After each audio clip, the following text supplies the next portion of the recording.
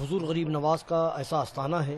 کہ یہاں پر ہندو، مسلم، سکھ، عیسائی تمام مذاہب کے لوگ کثیر تعداد میں آتے ہیں اور وہ فیض یاب بھی ہوتے ہیں۔ یہ ایسا آستانہ ہے کہ یہاں پر تمام مذاہب کے لوگ آتے ہیں، ان کو کس طریقے سے روکا جائے، کس طریقے سے ان کے دلوں میں نفرت ڈالی جائے، تو اس کا یہ بیج بویا جا رہا ہے۔ یہ مسئلہ مسلمانوں کے لیے اس سے بڑی خانقاہ، اس سے بڑی جگہ نہیں ہو سکتی۔ پورے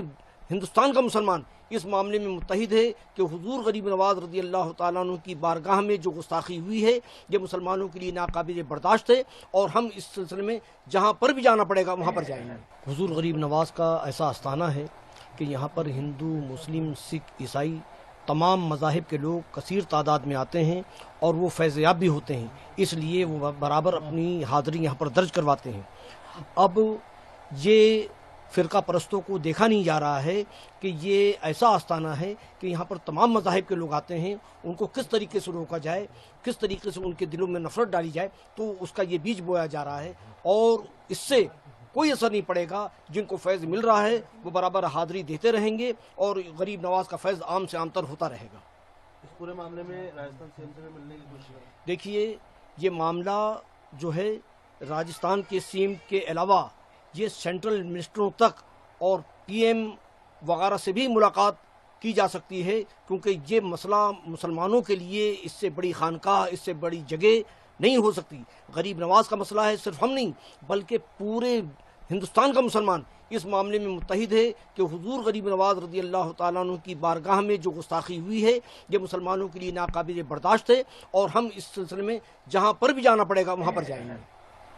کہ دیش کے پی ایم کو اس میں دخل دینی چاہیے؟ بالکل ان کو دینا چاہیے۔ یہ جس طریقے سے کارروائی شروع ہوئی ہے، ایک چھوٹی کورٹ میں جا کر اتنا بڑا فیصلہ ہو رہا ہے،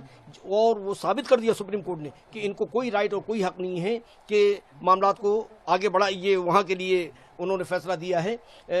سنبھل کے لیے، مگر اس کا اطلاق یہاں پر بھی ہوتا ہے کہ اتنے بڑے معاملے کو ایک چھوٹی سی کورٹ یہ فیصلہ دے دے، اس سے بہت سخت ناراضگی ہے، اور یہ ناقابل قبول، ناقابل برداشت ہے، اور سب حضور غریب نواز کے کروڑوں ماننے والوں کی دل آزاری اس سے ہوئی ہے، اور اس سلسلے میں نہیں معلوم کتنی بڑی بڑی تحریکیں چلائی جا سکتی ہیں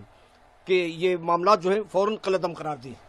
کیا لگتا ہے 20 تاریخ کو فیصلہ آنا ہے؟ اگر سروے کا فیصلہ آ جاتا ہے تو کیا رخ رہے گا آپ لوگوں؟ اس سے پہلے حکومت کو چاہیے کہ اس کو قلعدم قرار دے اور اس پر کسی قسم کی کوئی کارروائی نہ ہو۔ یہ حکومت کو چاہیے کہ وہ مداخلت کرے۔ حکومت اگر اس کو 20 تاریخ تک کا بھی انتظار کر رہی ہے تو اس کا مطلب یہ ہے کہ وہ لوگوں کو، شر پسندوں کو موقع دے رہی ہے کہ وہاں تک جائے۔ اس کو آج ہی ان کو حکومت کو ایکشن لینا چاہیے اور اس فیصلے کو کالعدم قرار دینا چاہیے۔ آج ممبئی سے چل کر عالمی تحریک رضا اکیڈمی کا وفد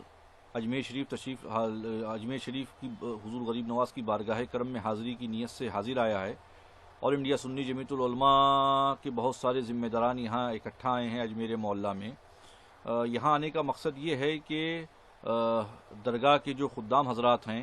ان سے ملاقات کر کے ہم لوگوں کے لائق کیا خدمات ہیں، ہم لوگ کیا کر سکتے ہیں،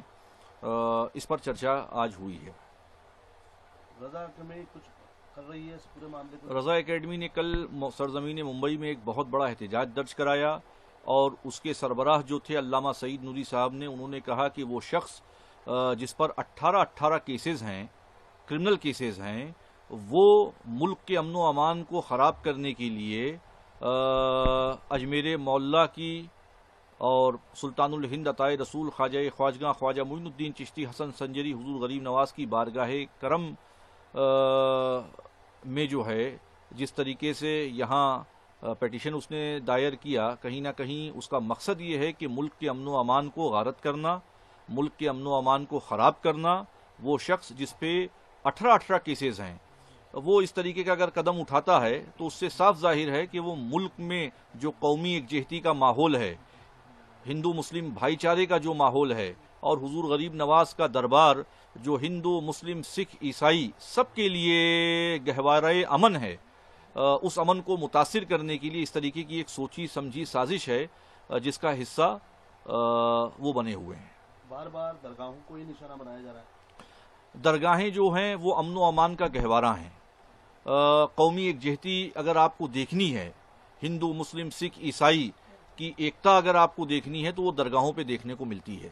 تو اس ایکتا کو ختم کرنے کے لیے، ملک میں نفرت اور عداوت کے ماحول کو عام کرنے کے لیے، ملک کی بھائی چارگی کو توڑنے کے لیے درگاہوں پر اس طریقے کے حملے ہو رہے ہیں۔ جس کتاب کا حوالہ دیا جا رہا ہے وہ اتہاسکار بھی نہیں ہے، لیکھک ہے، ان کی کتاب کا حوالہ دے کے کورٹ میں پٹیشن لگائی جاتی ہے۔ دیکھیے، یہ سراسر بےہودگی ہے اور کیا نام ہے، بدتمیزی ہے، اور وہ شخص جو جس کا کرمنل ریکارڈ ہے وہ اس طریقے سے کورٹ میں جا رہا ہے اور اس کو کورٹ ایکسپٹ کر رہی ہے، کہیں نہ کہیں یہ چنتا کا وشے ہے۔